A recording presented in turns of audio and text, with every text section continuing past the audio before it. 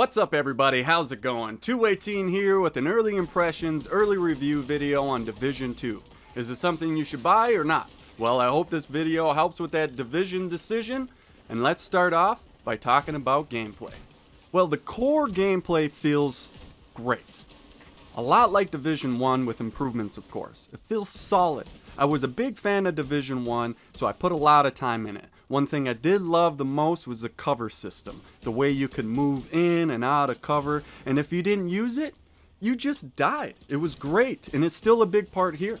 And the gunplay feels great as well. As you learn how to handle each gun and you get attachments, you become more and more deadly, giving you a good sense of progression, which I love too as well. The AI also has been greatly improved. Enemies are better at flanking you, so you better keep your eyes on them or you will be sorry. They also try to push you out of cover, so you can't just sit in your favorite spot and take pot shots like we used to do in Division 1. They also react to your gunfire, so if they do start to push up to you, you can always shoot at them and they will kind of fall back and take cover. They're a little smarter this time around. Even the friendly AI are a little smarter this time around. They don't feel so lifeless. They actually help out, they take part, making me feel like I'm helping them out and not just taking over for them. So let's talk a little bit about the graphics. And let me say, wow, the Snowdrop engine is beautiful. The lighting, shading, texture, night, day, rain look amazing. There was even one point in time where they hit the dark and gloomy part so well that it scared the crap out of me. I was waiting for something to literally pop out and eat my soul. I forgot which game I was playing. Animations are even done well. From enemies flinching and reacting to your shots, to even how they die. Even the animals have a line of sight cone on them, so you can actually sneak up on a deer before he notices you and runs away. Cool. Adds that much more immersion into the video game. Just little things like that go a long ways. Now with all these great graphics and AIs and animations and gameplay, what is there to do in Division 2? Well, we got a lot. There's main and side missions, of course, control points, strongholds, bounties, goal projects, which are these little things you can do for your safe house, settlements, base of operations that give you extra XP, bounties, blueprints, and things like that. And then we got our PvP. And with PvP, we got a thing we call conflict. It's something close to conquest, but just Division's take on it.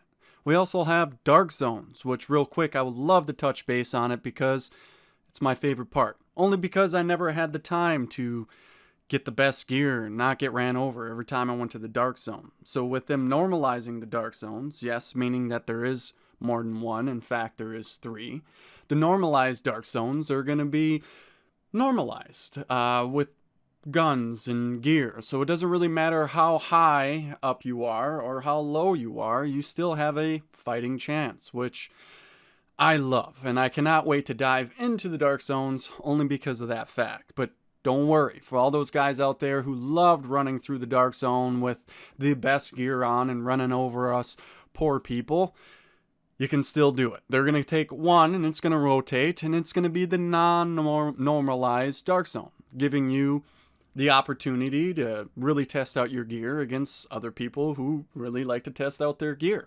So everybody wins. And with all this PvP and PvE content out there, will it stand the test of time? Only time will tell. But with Division 1, they did a bang up job at the end. And it seems to me that Division 2 is doing it in the beginning of their game. So I got high hopes for them, and I hope we hang in there and they keep pushing us the content that we need. But let's keep in mind that it's not all sunshine and roses out there. They do have their bugs as well, with some popping with the AI, which only happened to me one time though, and a lot of it has to do with the audio, with doors closing without me being anywhere next to them, and a beeping sound that I could not find, which is very weird. Not game breaking, but immersion breaking. Hey. All in all, I do think the game is worth the $60 price tag. Division 2 has a lot to offer, and if you're like me, who doesn't like to rush to the end game, you are going to have plenty of hours of gameplay. And if you're quite the opposite, there's a lot of things at the end game that they're doing, like for instance, the Black Tusks take over the whole level, giving you a harder experience and more of a replay value.